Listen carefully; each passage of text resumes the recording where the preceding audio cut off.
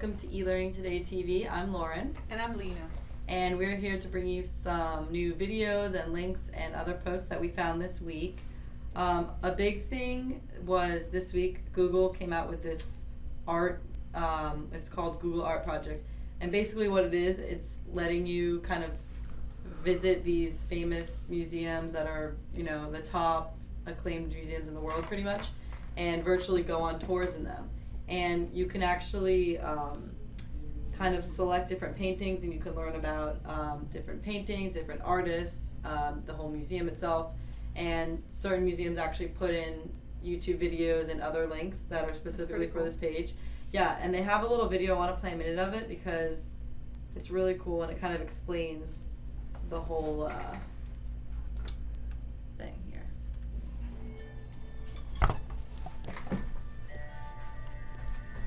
You can now experience art like never before with the Art Project.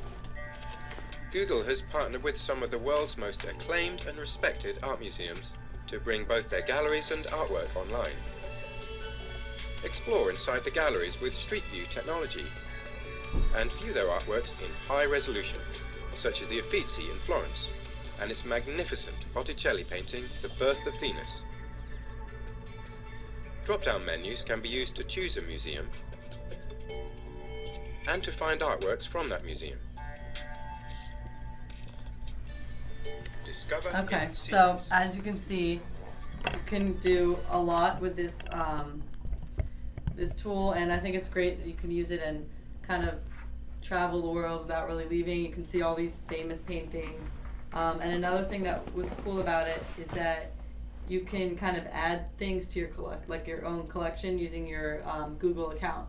So you can save all these paintings that you like and then research them later. And there's also, it uses the same kind of street view as you would use in Google Maps. So that's kind of the view that you have in the museum. So I think it's a really cool tool. It just came out this week, so a lot of people are talking about it, and I think it's definitely worth checking out. I kind of like the idea that now you don't have to spend a lot of money to take your kids and even your students to a museum to learn. So there's no more having to spend the money on a school trip, Right. etc. Or if you're homeschooling, maybe you don't have the money to go out there to, let's say, DC and take a trip there Or to a Italy. museum. Exactly, or Italy, and that's awesome that they did that. That's really, really cool. I love it. So this week I'm all about iPads and tablets, and you'll see that in one of the articles that we wrote for you this week. And the most interesting one that I picked for this week was there's this iPad algebra class in San Francisco. One of the high schools there is piloting a whole year not using textbooks but instead using an iPad. So every student in this 8th grade class will have an iPad or has an iPad, and they're pretty much using it instead of having books and carrying books, and the teachers are using almost every tool possible that they can in the iPad because they have to make sure that they use all the resources that the iPad comes And that's with. a math class? Yeah, it's an algebra class. So I thought it was interesting because I remember my algebra book in 8th grade was about this thing. Yeah. And, having to carry it back and forth, it was one of the heaviest bbooks.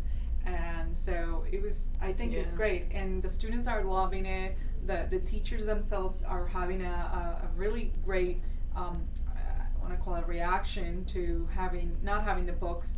And what they like the most is that it actually explains them how to solve the problems and not just gives them an answer at the end of the book. You know how when you used to look at the key and you're like, but how do you get there? So the iPad actually shows you, obviously using some applications and actually downloading some of the textbook there and so forth.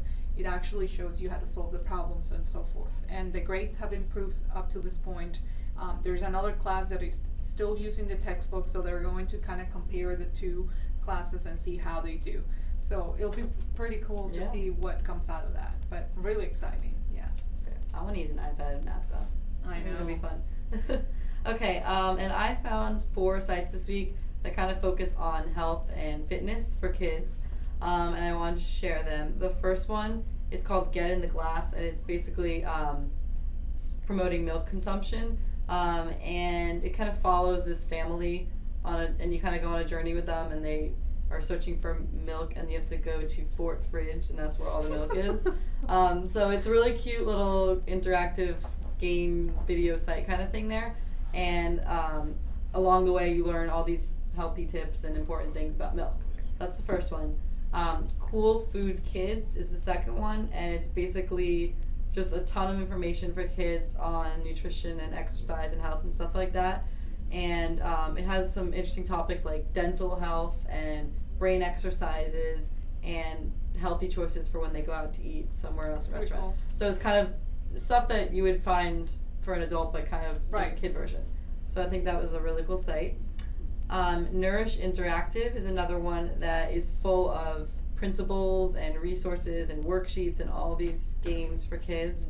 They have stuff like Name the Food Group and exercise tracking sheets, so you can actually use some of this stuff if you're homeschooling or in the classroom. You can use them in there. And other recipes and healthy tips for parents are also found on that site, so parents can use it as well. And the last one is called Fat World, but it's all about nutrition, so I know the name may throw it off, but it's actually an educational game, and it's from the Corporation of Public Broadcasting, and it pretty much is designed to teach kids about the choices that they make, the results of certain food choices, basically. And they'll learn different like geographic and social factors in there. And there's also, what else is that? There's also downloadable games as well. So that site's really cute. It has great graphics and lots of fun stuff. It's pretty cool. Yeah. So the next thing that I have is there's this new tablet coming out very soon by T-Mobile and LG Electronics that actually shoots 3D video. And I'm just like crazy about this idea because I mean all the possibilities that you can do with just that. So you don't need Steven Spielberg or anybody in Hollywood anymore.